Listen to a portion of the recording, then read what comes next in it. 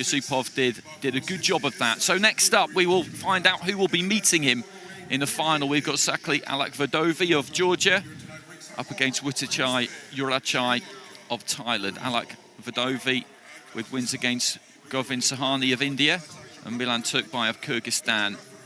Urachai getting past Slaminski of Poland.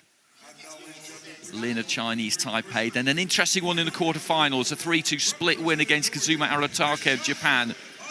That one stopped in the second due to a head clash. Two judges' decisions at 28-28 took him through. So Alakvadovi, boxing out of Tbilisi, 22 years old, boxed in Tokyo. Went out early in the competition. Has picked up a silver in the past at the European Under-22s and a gold at the European Youths.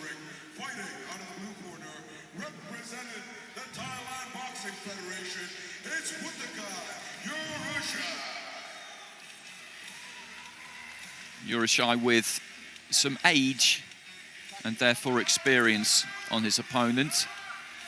He's 27 years old now, boxed at the last World Championships 2 years ago in Yekaterinburg. Doesn't have that Olympic experience, though, that Alakvadovi does.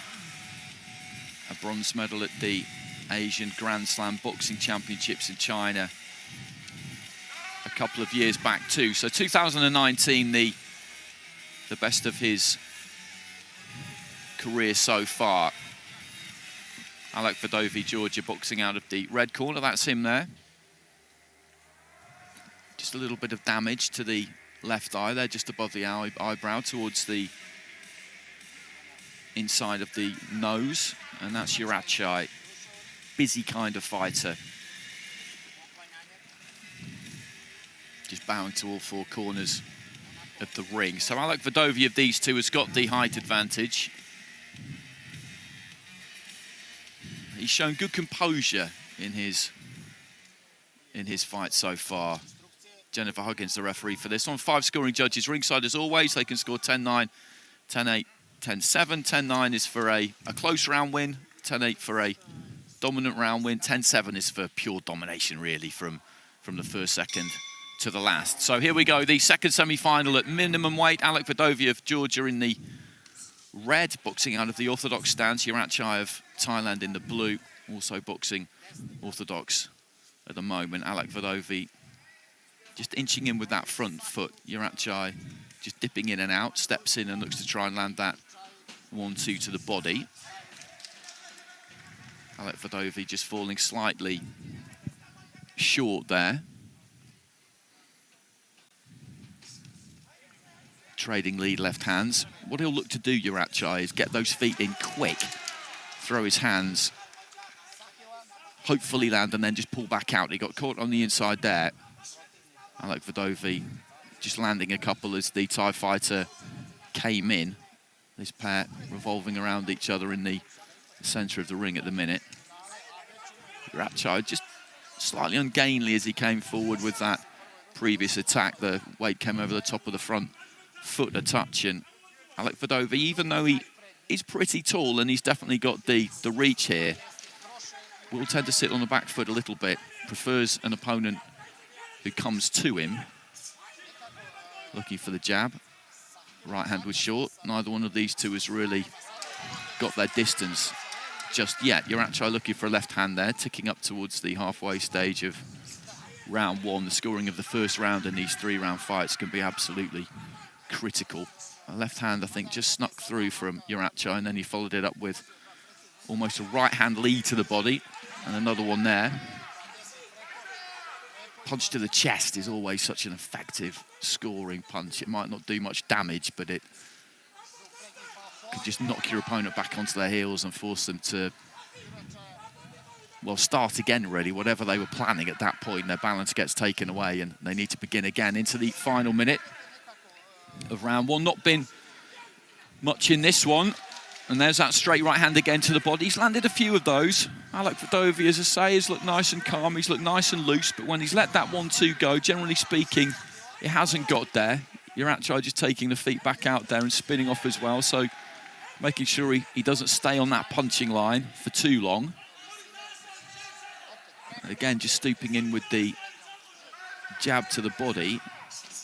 Alec Vadovi took his feet closer that time, got much better distance. The right hand might just about have landed, but that's what he needs to do because he's been slightly out of range in this opening round so far. Urachi has stolen in and taken those punches to the body when they've been on off. A better looking jab that from Alec Vadovi, then just steps in with the lead left hand. This has just gone up a few degrees in the final few seconds of round one. Like our first semi-final though, Ron, there's not much in that opening round. No, the man in blue having success in his preferred territory, targeting the body of his taller opponent, but then a few eye-catching right crosses which came behind left jabs landed by Alec Vadovi. Made it for a cagey opening round, but it's the more compact figure who has taken it on a 4-1 split. Only the judge from Spain preferring the work of the taller boxer in red. I think it's those punches to the body. I think it's those left hands and right hands to the body. I've seen a lot of that over in Ring B. You get fighters who get their feet in nice and quick, land that right hand to the body, get back out. And sometimes with a taller fighter, they maybe got those elbows splay away from the body a bit, and it's always there. Like I say, it doesn't do any damage, does it? But it's a scoring punch, and in this code of boxing, a scoring punch is a scoring punch. So Urachi with the advantage going into the second round. 4 judges going his way. Alec Vadovi just getting the one, so he needs to do something about that in this second round now. He sticks with the jab early on. Urachi kind of got hold of his man up close there. The referee was quite quick to get in. Alec Vadovi just holding those gloves low, bouncing on the balls of the feet. Looks for that 1-2. Again, Urachi comes in, trying to land that right to the body. Alec Vadovi just working around the outside a little bit more. I think he might be of the opinion that if he does that, if he keeps Urachi turning, keeps him moving, it might be more difficult for him to land that right to the body, and he's got the distance and the range to land that jab from the outside. So you have to make adjustments on the fly in these 3-round fights, and you have to do it quick. Otherwise, you'll find yourself a couple of rounds down with 1 round remaining, and you're in trouble. So I left to the body there from Urachi. Went for a long right hand, which didn't get there. He's trying to get on the jab, Alec Vadovi, but he's just slowed those feet down a little bit again here. And that jab doesn't quite reach. Towards the final stages of round one, he just committed with his feet a bit more, got them closer, and let his hands go. And if he does that, then he gives himself a better chance. It gives Urachi a chance of landing those body punches up close, but I'm afraid that's a risk he's just going to have to take, because we saw what happened in that first round.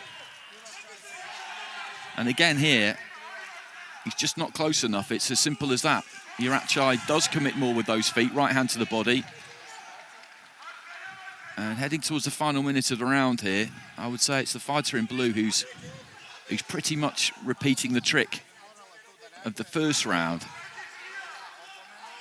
He doesn't want to be left with any regrets here, Alec Vadovi. That's the way I'm reading it anyway. But if he finds himself 2 rounds down and ends up losing this fight and gets to the end of it and feels like he just didn't really do what he might have done, that can be hard to live with.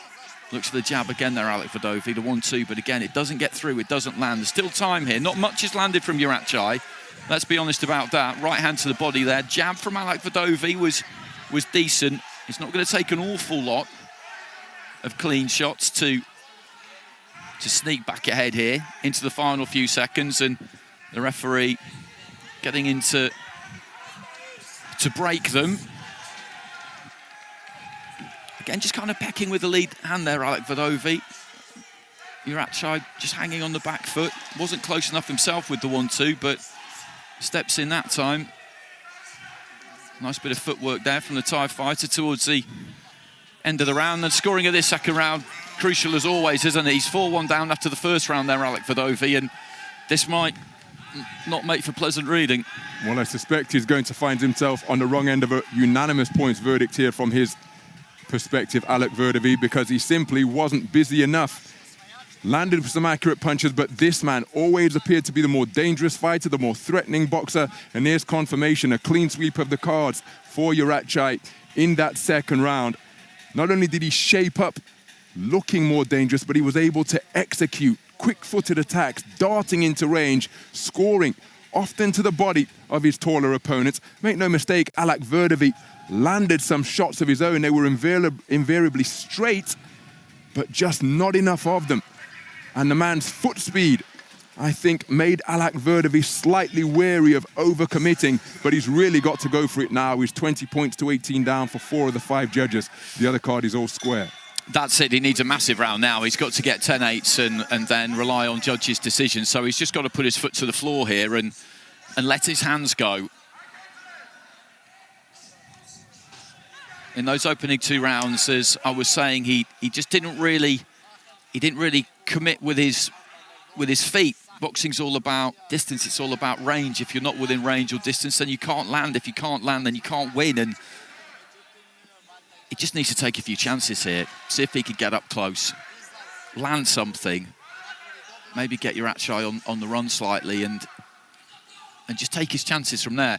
To get a 10-8, you don't need to be belting your opponent all around the ring for 3 minutes. You need to dominate, and you can do that in a number of different ways. I've seen fighters pick up 10-8s just by controlling the pace, controlling the tempo, not really getting hit and landing a fairly significant amount. It's not some kind of completely one-sided round in terms of the punching, but it is domination nonetheless. That's not going to happen here because Uriachai will come in and steal his punches to the body and do his work. So you get the impression really that Alak Verdevi's got to hurt him if he's going to win this final round. He's got to get him rocking and rolling, and right hand to the body there from Uriachai. He's a very effective fighter.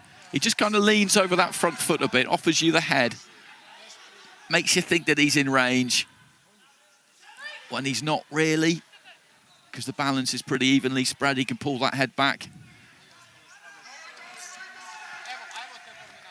And Alak Verdevi there, as I say, he doesn't throw, and Uriachai doesn't need asking twice just to dip in with those feet and come back out again.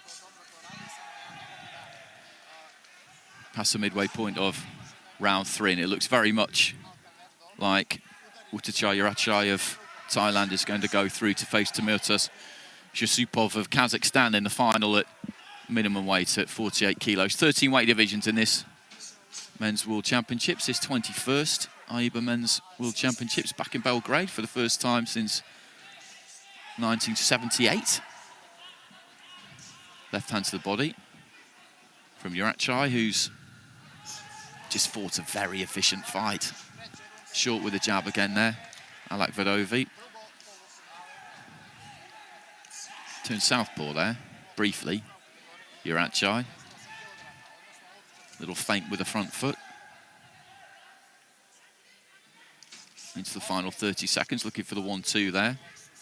Alak Verdevi. But he needs to knock Uriachai out now because there's no way that he's won this round 10-8. I don't think he's won the round, to be honest, so he's going to be going out at the semi-final stage, which is still a fantastic achievement. It's $25,000 US. It's a bronze medal. So he's had a good year, qualified for the Olympic Games and made it to the World Championships where he'll walk away with a bronze, but he was just always second best there, wasn't he? Yeah, this man boxed a very clever fight where his presence, his positioning proved to be dominant and indeed decisive factors.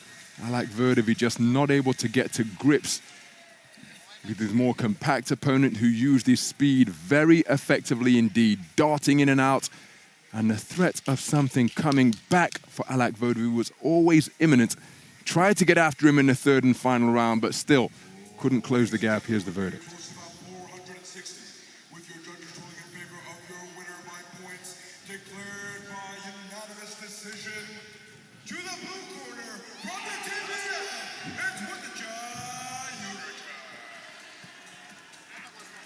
So Uriachai gets in and goes through to the final, whereas we know he will face Timurtas Yusupov. And it's a good performance, a good all-round performance. To the judges in that final round, 2 out of 3 went Alak Verdevi's way. The other 3 scored it to Uriachai. And so he wins it by unanimous decision. 3 rounds to 0 with 2 judges, 2 rounds to 1 with the other 3, and it's a good performance. It's easy for me to say that Alak Verdevi needs to commit more with his feet and do this and do that. It was obviously a difficult manoeuvre to